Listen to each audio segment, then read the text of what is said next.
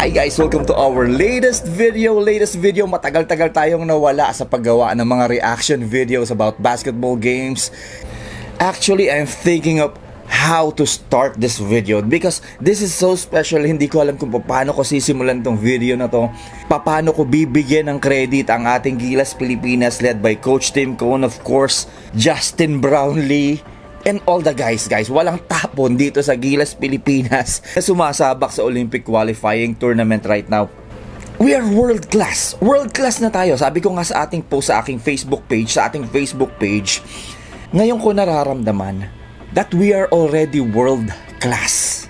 Hindi lamang dahil nanalo tayo, but whatever happened to that game against Latvia, whatever happened to that game against Georgia, masasabi natin, nandito na tayo sa world stage. With all those best teams in the world against Latvia, number 6, against Georgia, kaya nating talunin ang mga koponang ito. Tinalo nga natin ang Latvia, we almost beat Georgia. Actually, para sa akin, we can beat Georgia. Kung hindi lamang tayo, kinakailangang mag-ingat. Bilog ang bola, sabi nga nila. In 5 minutes, if we will force that overtime, baka sakaling pumutok nga naman ang Georgia. With the brilliant mind of Coach Tim Cone, wag na nating i-risk to give them another 5 minutes. So, if they can beat us 18 points below, we will take it. We will advance the semifinals with the same position, number 2 in our group. But for me, honestly, habang tinitingnan ko si Coach Tim Cone on that huddle, nung huling timeout ng Gilas Pilipinas, he was thinking, tatalunin ko ba ito? Pipilitin ba naming talunin itong Georgia? Or we will secure the top 2 and move on to the semifinals? But Coach Tim Cone, knowing him and looking at him, gustong-gusto niyang talunin ang Georgia because para sa kanya at para sa ating lahat, kitang-kita ko naman, even myself, kaya nating talunin ang Georgia. We just gave them that first quarter. Talaga namang napakaganda ng preparation nila, lalong-lalo na kay Justin Brownlee. They gave Justin Brownlee the hell of a defense na kaya nilang ibigay. They can possibly give to Justin Brownlee, our Michael Jordan in our country, our very own, our hero, Justin Brownlee. Talagang pinahirapan ng Georgia in the first quarter. But, knowing Justin Brownlee, hindi naman papayag yan. Lalong-lalo na at this big of a stage. Buhat niya ang buong Pilipinas. Hindi papayag yan na ganyan ang ilalaro ng Gilas Pilipinas, not only him, ng kanyang buong koponan throughout the game in that so important of a game para sa ating bansa. Hindi papayag si Justin Brownlee, hindi papayag si Coach Tim Cone, at ito, napaka-contagious. Nahahawa dito. Nagkakaroon ng kumpiyansa ang lahat ng kakampi ni Justin Brownlee, ang lahat ng players of our Gilas Pilipinas, ni Coach Tim Cone, because of this mentality of Coach Tim Cone and Justin Brownlee. Sorry, I have to praise this guy. Actually, mauubos nga yung adjectives na pwede kong ibigay kay Justin Brownlee and how to praise Justin Brownlee. Sabi nga ninyo, masyado kong iniidolo si Justin Brownlee, and I admit, sino ang hindi mag-iidolo sa ganitong klaseng manlalaro? If he is not only a good basketball player, he is a perfect teammate. He is a perfect player for a coach.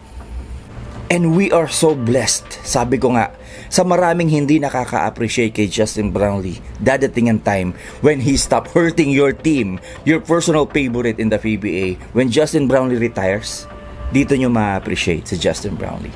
When he stop hurting your team in the PBA. Honestly and guaranteed, you will appreciate Justin Brownlee because Justin Brownlee is the greatest player ever played for our country. So, let's move on. Pag-usapan muna natin. Yes, Gilas Pilipinas papasok sa semifinals laban sa napakalakas na koponan, ang Brazil. Number 12 in the world, Brazil, hindi po basta-basta. Tinalo natin ang Latvia, number 6. Yes, mas mataas ang ranking nila sa Brazil. So we have a chance. Kung lalaroin natin ang inilaro natin against Latvia, we have a very good chance of beating Brazil. So, ito muna pag-usapan natin. Paano ba natin makukuha ang isang slot sa 4 na natitirang slots para makapasok sa Olympic, para makapaglaro sa Olympic? 4 ang slots na available na pinaglalaban-labanan ng 24 na koponan. So wag na nating pansinin, wag na nating pag-usapan yung ibang 3 slots na pinaglalabanan sa iba't ibang bansa. Nandiyan ang Spain, nandiyan ang Puerto Rico, nandyan ang Greece, pero dito lang tayo sa Latvia. Kung ano ang grupo natin, kung saang Olympic qualifying tournament tayo kasali, ito na lamang ang problemahin natin. Huwag nating problemahin yung tatlo dahil ito sa semifinals, ganito po. Kapag tinalo natin ang Brazil at umusad tayo sa finals ng tournamentong ito sa Latvia, maaring makalaban natin Latvia. Actually, napaka gandang regalo ng ginawa sa kanila ng Brazil. Dahil ang Brazil, inihanda sa kanila ang Cameroon. Ito ang Cameroon, ranked number 68 in the world. Ang iniregalo actually ng Brazil sa koponan ng Latvia. Kung talunin natin ang Brazil at umusad tayo sa finals ng turnamentong ito sa Latvia, maaaring Latvia ang ating makalaban sa finals. At kailangan nating talunin muli ang Latvia at mapanalunan ang turnamentong ito para makuha ang isa sa 4 na natitirang slots para sa Olympics. So sana malinaw tayo, hindi natin kailangan problemahin yung tatlong Olympic qualifying tournament na nagaganap sa aking tatlong bansang nabanggit, Spain, Greece, and Puerto Rico. Dito lamang po tayo sa Latvia.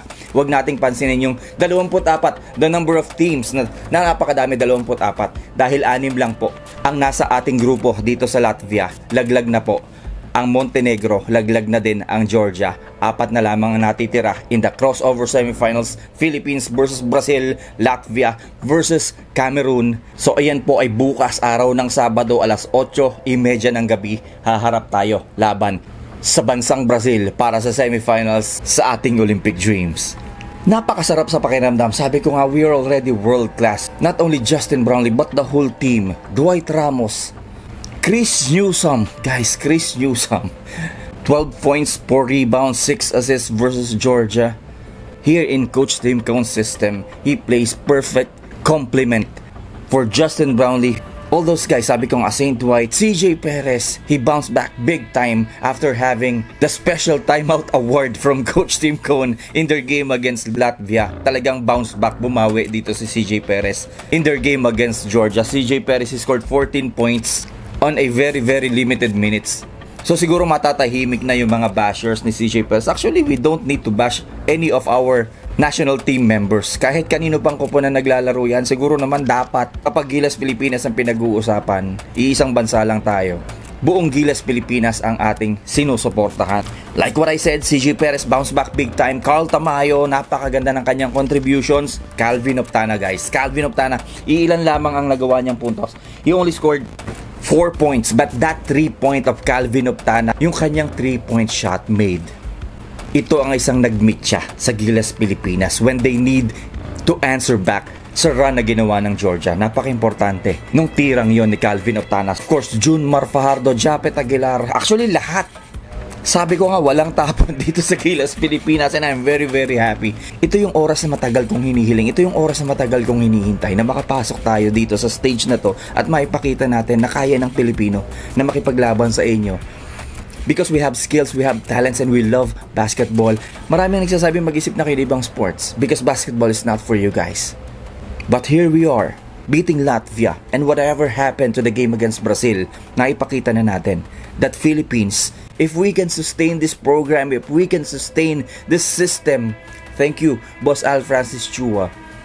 It started in the Asian Games. The blueprint of how to win international games, pinakita ni Boss Al Francis Chua. He is the architect.